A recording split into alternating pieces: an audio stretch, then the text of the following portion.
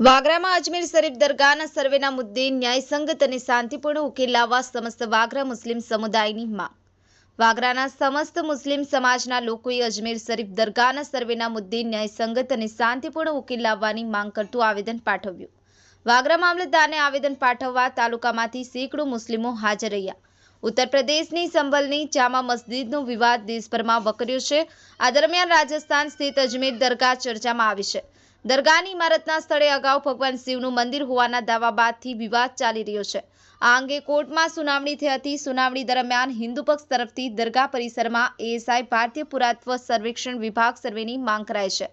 હાલ કોર્ટે આ કેસની સુનાવણી આગામી થોડા સમય બાદ કરવાનો નિર્ણય લીધો છે, પરંતુ જો આ કેસમાં કોર્ટ તરફથી સર્વેનો આદેશ આપશે તો સંભલની મસ્જિદ બાદ અજમેર દરગાહનું સર્વે થઈ શકે છે। પ્રધાનમંત્રીને સંબોધી પાઠવેલા આવેદનપત્રમાં જણાવાયું છે કે તાજેતરમાં ચર્ચામાં આવેલ હજરત ખ્વાજા ગરીબ નવાઝની અજમેર સ્થિત દરગાહ શરીફના સર્વેના પ્રસ્તાવ અંગે અમે દેશના જાગૃત નાગરિક તરીકે અમારી ચિંતાનો અને મુસ્લિમ સમુદાયની લાગણીઓ વ્યક્ત કરીએ છીએ। હજરત ખ્વાજા ગરીબ નવાઝ દરગાહ માત્ર મુસ્લિમ સમુદાય માટે જ નહીં, પરંતુ સમગ્ર દેશમાં શાંતિ, સદભાવના અને ધાર્મિક એકતાનું પ્રતીક છે। આ દરગાહની દેશની આઝાદી બાદથી દરેક પ્રધાનમંત્રીએ પોતાની આસ્થા પ્રગટ કરવાના પ્રતીકરૂપી ચાદર પણ ચઢાવી છે। વર્તમાન પ્રધાનમંત્રી એટલે કે આપ શ્રી નરેન્દ્રભાઈ મોદીએ પણ આ પવિત્ર સ્થળે ચાદર ચડાવી પોતાની ધાર્મિક આસ્થા વ્યક્ત કરેલી છે। આ દરગાહ માત્ર ધાર્મિક સ્થળ જ નહીં, પરંતુ ભારતની સાંસ્કૃતિક ધરોહરનો એક મુખ્ય ભાગ છે। તેમજ 1991ના પ્લેસ ઓફ વર્શિપ એક્ટ હેઠળ ધાર્મિક સ્થળોની પરિસ્થિતિ અને આગવી ઓળખ જાળવવાની જે કાયદેસરની ગેરંટી આપવામાં આવી છે, તેની આદરપૂર્વક અને કડકપણે અમલવારી કરવામાં આવે તેવી આશા વ્યક્ત કરાઈ છે। આવેદન આપતી વેળાએ યુવા સામાજિક કાર્યકર ઇમ્તિયાઝ પટેલ, સદામ મામુ, મુસ્તાક દલાલ, સાજિદ રાજ, ઝાકિર મુનસી અને સિકંદર ભટ્ટી, ઇમરાન ભટ્ટી, અબ્દુલ કામજી, માજી સરપંચ કાસમભાઈ રાજ સહિતના મુસ્લિમ સમાજના આગેવાનો તેમજ મુસ્લિમ સંપ્રદાયના લોકો હાજર રહ્યા હતા। સંવાદદાતા સૈયદ શેર અલી, ગુજરાત અદ્ભુત ન્યૂઝ ગુજરાતી, રમેશ સત્યની સાથે। હાલમાં અજમેર શરીફ દરગાહનો જે બિનજરૂરી જે વિવાદ ઊભો કરવામાં આવેલો છે, એના અનુસંધાનમાં વાગરા બસ ડેપો સર્કલથી મામલતદાર કચેરી સુધી એક રેલીનું આવેદન કરવામાં આવેલું હતું। એ સફળતાપૂર્વક અમે અહીંયા મામલતદારશ્રીને આવેદનપત્ર પાઠવેલ છે અને એનો વિષય એવો છે કે ખ્વાજા ગરીબ નવાઝ રહેમતુલ્લાહ તાલા અલૈની દરગાહ જે 800 વર્ષ જૂની છે, એટલે મોગલ કાલથી પણ 300-400 વર્ષ પહેલાની દરગાહ છે અને એ ખરેખર હિન્દુ મુસ્લિમ તમામ ધર્મોના માટે આસ્થાનું કેન્દ્ર છે અને આખી દુનિયા માટે પણ શાંતિનું કેન્દ્ર છે।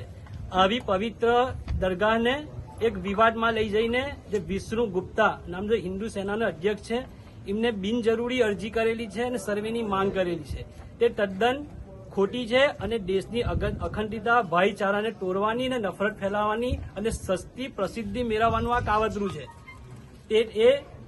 એટલા માટે અમે શ્રી યશસ્વી વડાપ્રધાન નરેન્દ્ર મોદીજીને અને સુપ્રીમ કોર્ટને બી અમે અપીલ કરીએ છીએ કે અંદર એ રસ લે અને આનો સુખદથી સુખદ કોઈ પરિણામ લાવે એવી મારી માંગણી છે। બીજું કે પ્લેસીસ ઓફ વર્શિપ એક્ટ જે 1991નો કાયદો છે કે તમામ ધર્મ સ્થળ જે છે એ સ્થિતિમાં રાખવા, એની સાથે કોઈ છેડછાડ કરવાની એનું પણ ઉલ્લંઘન છે। એટલે ફરીથી વડાપ્રધાનશ્રીને અને સુપ્રીમ કોર્ટને પણ અપીલ કરીએ છીએ કે આની અંદર ઇન્ટરફિયર કરે અને આનું સુખદ પરિણામ આવે અને ફરીથી આવી કોઈ ઘટના ના બને, આવા વિવાદ ના બને એવી અમારી માંગણી છે। अस्सलाम वालेकुम। इम्तियाज़ पटेल, सोशल एक्टिविस्ट અને સર્વ સમાજ સેના ભરૂચ જિલ્લા જનરલ સેક્રેટરી। આજે વાગરા તાલુકાના મામલતદાર ખાતે મામલતદાર શ્રીના મારફતે ભારત દેશના યશસ્વી વડાપ્રધાન શ્રીને 1991 પ્લેસીસ ઓફ વર્શિપ એક્ટના અનુસાર વાગરા તાલુકાના સમગ્ર મુસ્લિમ સમુદાયના વ્યક્તિઓની મનની વાત અમે પહોંચાડવા માટે ભેગા થયા હતા, જેના અંદર દરગાહ અજમેર ખ્વાજા ગરીબ નવાઝ કે જે શાંતિ અને સમૃદ્ધિ અને એકતા માટેનું પ્રતીક છે ભારત દેશનું, અજમેર ખ્વાજા ગરીબ નવાઝ એ ગરીબોના નવાઝ તરીકે સમગ્ર દુનિયાની અંદર પ્રચલિત છે અને ભારત દેશના અંદર 1947ની આઝાદી પ્રાપ્ત થયા પછી તમામ દરેક વડાપ્રધાનશ્રીઓએ ત્યાં હાજર થઈ અને નકમસ્તક કરી અને ફૂલ ચાદર ચડાવી પોતાની આસ્થાને ત્યાં પ્રગટ કરી હતી અને આપણા હાલના કાર્યરત એવા નરેન્દ્ર મોદી શ્રી વડાપ્રધાન જેઓએ પણ ત્યાં ઉપસ્થિત થઈ અને ફૂલ ચાદર ચડાવી પોતાની આસ્થા પ્રગટ કરી હતી। તો આજે લેખિત મારફતે અમે વાગરા તાલુકાના સમગ્ર મુસ્લિમ સમાજ વતી એક વિનંતી કરી રહ્યા છીએ કે 1991ના જે કાયદાનું વર્સિસ ઓફ એક્ટ કાયદાનું નિયમનું પાલન કરાવવા માટે સરકારશ્રી આ જે ખોટી અરજી કરેલ છે તેના અંદર હસ્તક્ષેપ કરે અને ભારત દેશની વિવિધતામાં એકતાને જાળવી રાખવા માટેનો પ્રયાસ ભારત સરકાર કરે એવી આશા અપેક્ષા. अस्सलाम वालेकुम. આજ રોજ સમગ્ર વાગરા તાલુકાથી તથા વાગરા ગામ અને આજુબાજુના ગ્રામ્ય વિસ્તારના સમગ્ર મુસ્લિમ સમાજના લોકો દ્વારા જે છેલ્લા 2 વર્ષથી ભારત દેશમાં તમે જોઈ રહ્યા છે દેશની એકતા તોડવાનો જે પ્રયત્ન છે અમુક સંગઠનો દ્વારા, જેનાથી સમગ્ર હિન્દુસ્તાનને પણ વિશ્વના મુસ્લિમો આનાથી આહત છે. તમે જો અલગ અલગ બાબરી ઢાંચાથી લઈને અલગ અત્યારે સંભલ, ખ્વાજા ગરીબ નવાજ, અલગ અત્યારે તમે જો દિલ્હીની જામા મસ્જિદ પર પણ આ પ્રકારના નાપાક જે કૃત્યો કરી રહેલા છે એનાથી સમગ્ર વાગરા તાલુકાના મુસલમાન નહીં પણ સમગ્ર હિન્દુસ્તાનના મુસલમાન એનાથી આહત છે. અમે ભારતના વડાપ્રધાન શ્રી નરેન્દ્રભાઈ મોદીને અને દેશના મહામહિમ રાષ્ટ્રપતિ દ્રૌપદી મુર્મુ મેડમને આજે વાગરા તાલુકાના લોકો એક અપીલ કરી રહેલા છે, મુસ્લિમ સમાજના લોકો, કે જ્યારે પણ હિન્દુસ્તાનમાં આવી કોઈ ઘટના બનતી હોય ત્યારે સરકાર ચૂપ કેમ છે. અમે આ બાબતે ફરી વખતે વાગરા તાલુકાના મામલતદાર મારફતે ભારત દેશના વડાપ્રધાનને એક અપીલ કરીએ કે આપણા દેશ આ એક ફૂલોનો એક બગીચો છે, આમાં તમામ પ્રકારના ફૂલો વસતા હોય, એમાંથી તમે જો એક ફૂલ ઓછું કરશો ને એટલે બાગની ખૂબસૂરતી ઘટી જશે. એમ આજે 34 કરોડ મુસલમાનો હિન્દુસ્તાનના આજે ઘટના બનેલી છે અને ગરીબ નવાજની શાનમાં જે સંસ્થા તરફથી અને કોર્ટમાં જે અપીલ દાખલ કરવામાં આવે છે અને અમે આહત અનુભવી રહ્યા છે. આ દેશમાં આવું ન હોવું જોઈએ.